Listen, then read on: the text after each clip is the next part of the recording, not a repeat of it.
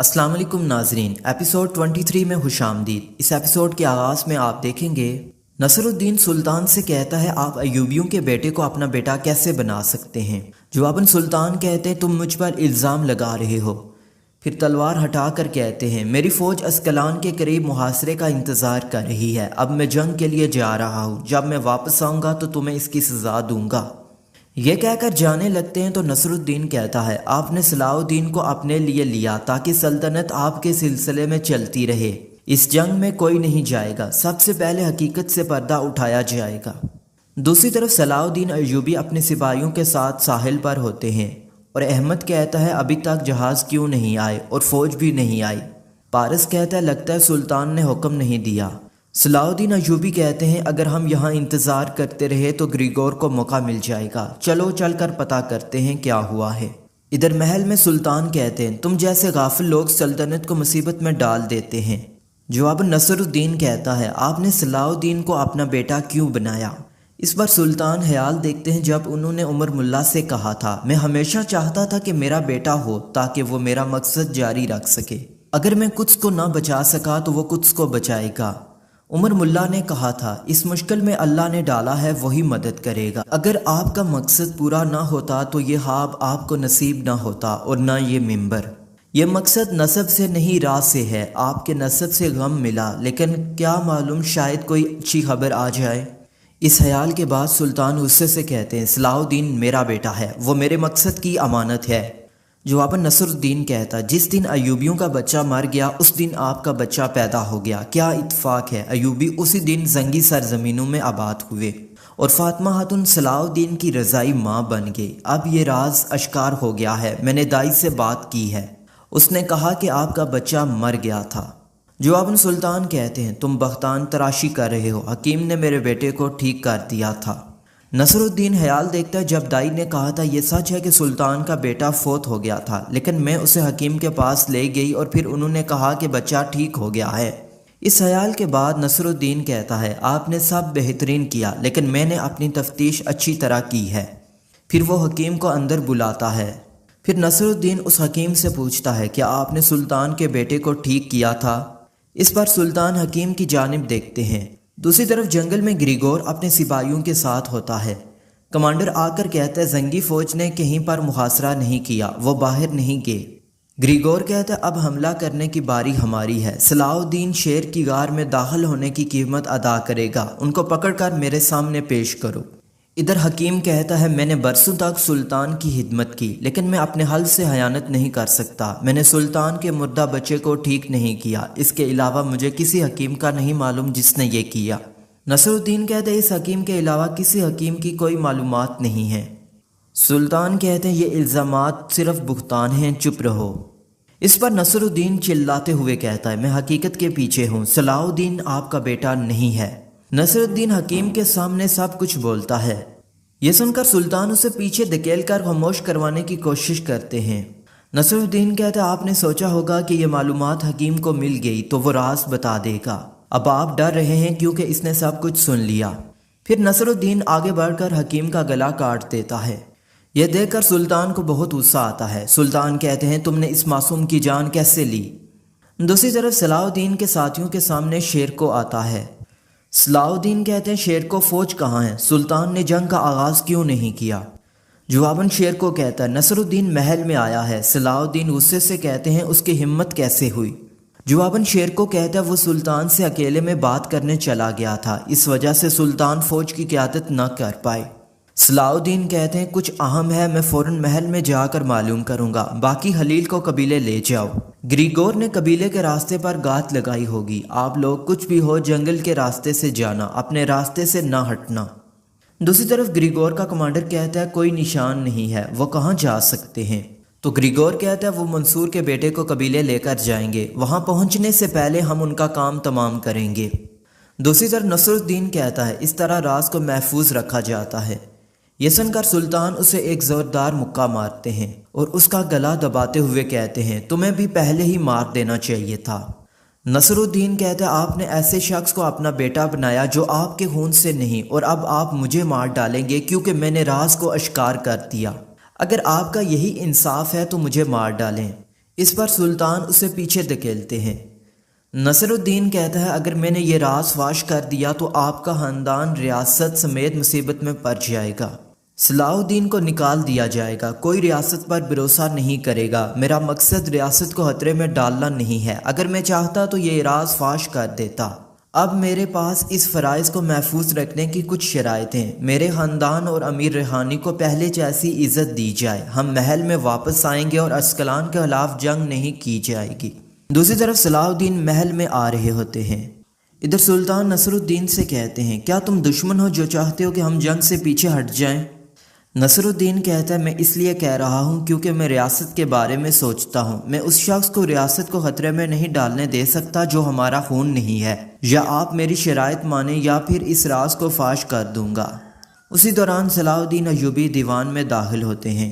उनकी नज़र हकीम पर पड़ती है। सलाहुद्दीन पूछता है यहाँ क्या हो रहा है? मलक नसरुद्दीन यहाँ क्या कर रहा है? इस शख्स को किसने मारा है?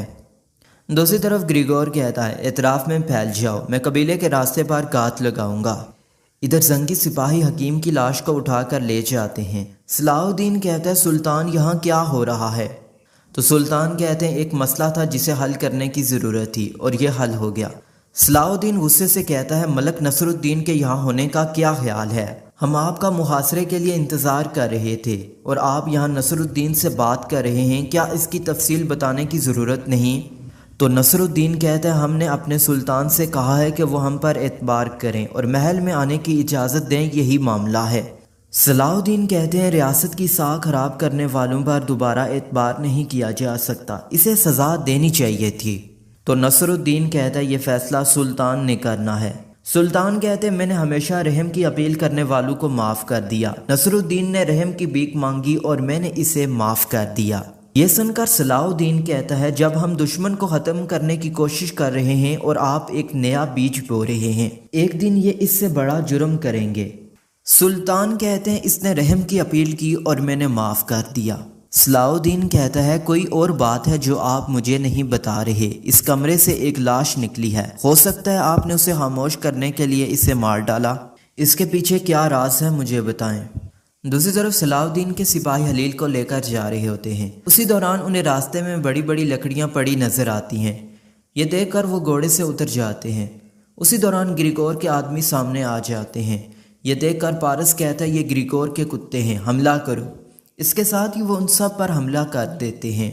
इधर सुल्तान कहते हैं सलाहुद्दीन हम बहुत मुश्किल वक्त से गुजर रहे हैं, जबकि दुश्मन ने हमारे खिलाफ हमलों में इजाफा कर दिया है, इसलिए ज़रूरी है कि हम मुत्तहिद रहें।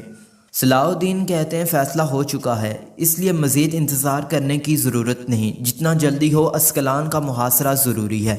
सुल्तान कहते हैं फ़ौज तैयार है लेकिन रियासत के अंदर कुछ मसाइल हैं जो हल करने की ज़रूरत है, इसलिए मैंने अस्कलान का मुहासरा मुलतवी कर दिया है। जवाबन सलाहुद्दीन कहते हैं हम जंग में हैं और आप हार नहीं मान सकते। जवाबन सुल्तान कहते हैं मैंने हार नहीं मानी बल्कि मुलतवी किया है, तुम भी मेरे फैसले पर भरोसा करो। सलाहुद्दीन कहते हैं कैदियों को बचाकर आपने मुहासरे का कहा था। नसरुद्दीन कहता है कैदियों को बचा लिया, ग्रिगोर को वो सबक मिल गया जो उसको सिखाने की ज़रूरत थी। सलाहुद्दीन कहते हैं जब तक हम ग्रिगोर से अस्कलान नहीं लेते हम हमेशा मुश्किल में रहेंगे, आपको इस बात का एहसास क्यों नहीं होता?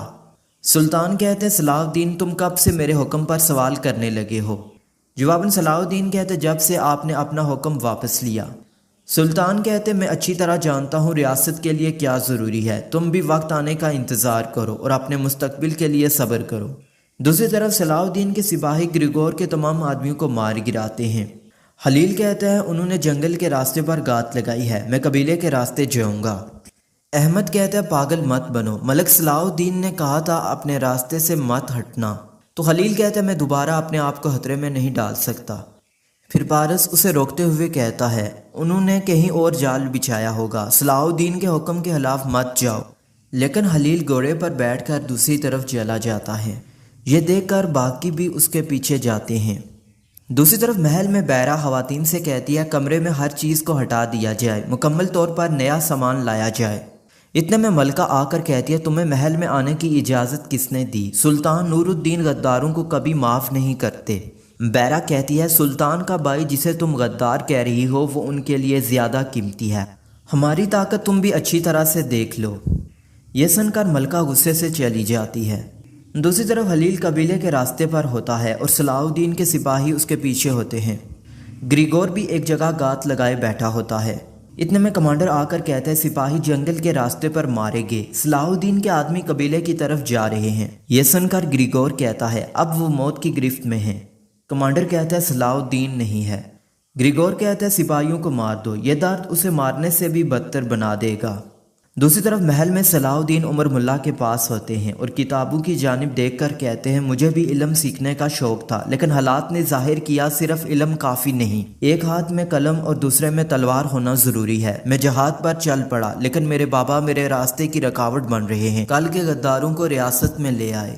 عمر ملا کہتے ہیں ہمارے سلطان احتیاط کیے بغیر فیصلہ نہیں کرتے، اگر وہ معاف کرتے ہیں تو یقیناً وہ جانتے ہوں گے، وہ کچھ جانتے ہیں اس لیے انہوں نے تمہیں صبر کرنے کا کہا۔ صلاح الدین کہتا ہے میرے بابا کچھ چھپا رہے ہیں، میں وہ راز جان لوں گا۔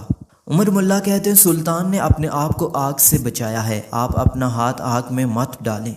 اتنے میں ایک سپاہی آ کر کہتا ہے ملک حضرت حلیل جنگل کے راستے سے بھاگ گیا ہے، گریگور کو قبیلے کے قریب دیکھا گیا ہے۔ یہ سن کر صلاح الدین کہتے ہیں ہمیں جلدی پہنچنا ہوگا، یہ کہہ کر وہ چلے جاتے ہیں۔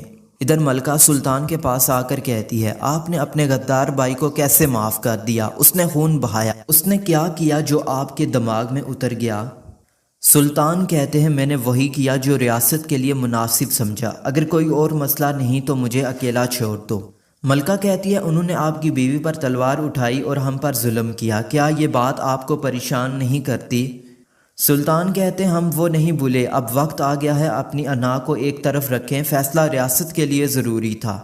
جواباً ملکہ کہتی ہے میں نے یہاں سے نہیں سیکھا کہ ریاست کیا ہوتی ہے، میں اناطولیہ کے سلطان مسعود کی بیٹی ہوں، میں نے ان میں سے کسی کو اتنا بے بس نہیں دیکھا۔ سلطان کہتے ہیں یہ تمہارے بابا کا محل نہیں ہے، یہاں میرا حکم چلتا ہے، اگر تمہیں یہ پسند نہیں تو اپنے بابا کے محل چلی جاؤ۔ ادھر نصر الدین اپنے گھر والوں کے ساتھ موجود ہوتا ہے۔ عزت الدین کہتا ہے ہم اس محل میں واپس جائیں گے جہاں سے ہمیں جلا وطن کیا گیا، آپ نے ہمت دکھائی اور سلطان نے ہماری ہر خواہش پوری کی۔ بیرا کہتی ہے آپ نے میری بات کو استعمال کیا۔